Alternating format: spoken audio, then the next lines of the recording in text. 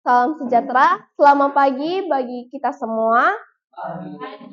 Yang terhormat Mem Irma serta teman-teman yang saya kasihi. Sebelum itu, mari kita panjatkan syukur kepada Tuhan Yang Maha Esa karena atas berkat-Nya yang rahmat kuasa kita bisa berkumpul di sini dengan keadaan yang sehat. Di sini saya akan membawakan khotbah yang berjudul penguasaan diri. Khotbah saya akan membacakan ayat inti saya. Di sini saya mengambil dari Amsal 25 Amsal 25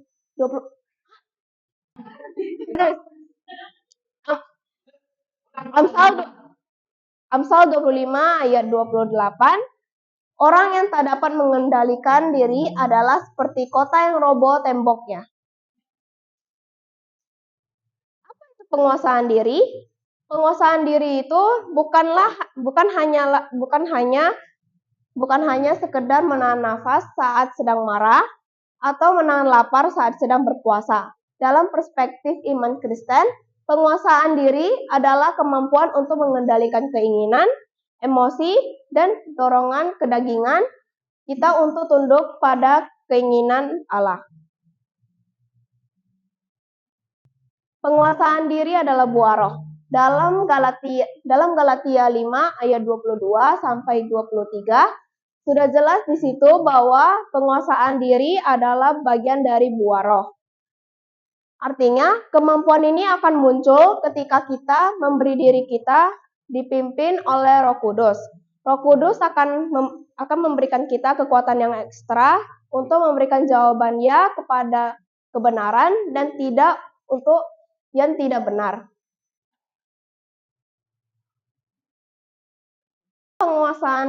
Dalam penguasaan diri, ada bagian-bagian yang harus kita kuasai.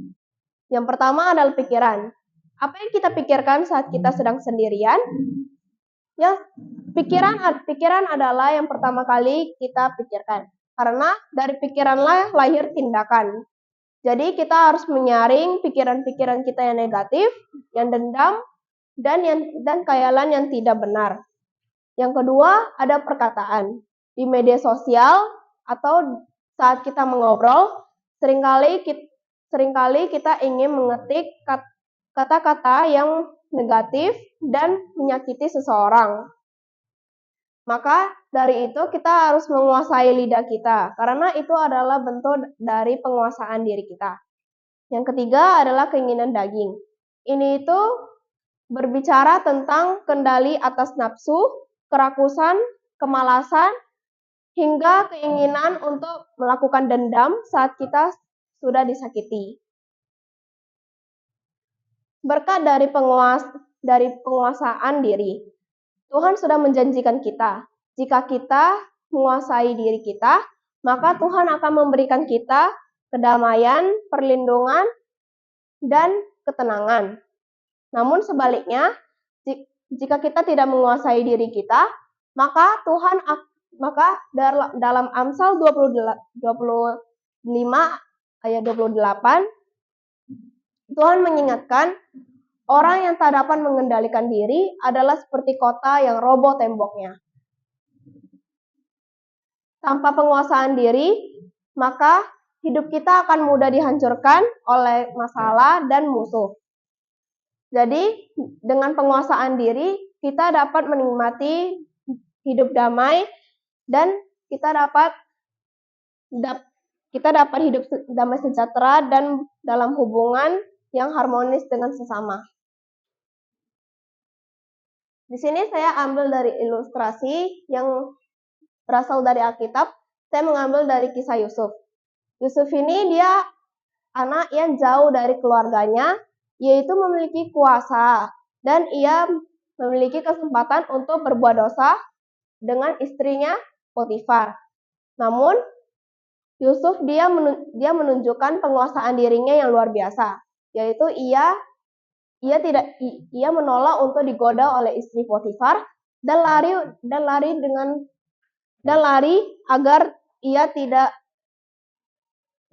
agar dia tetap menjaga kekudusannya dan tetap benar di hadapan Tuhan.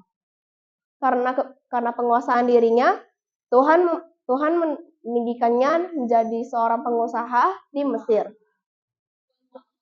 Penguasa di Mesir.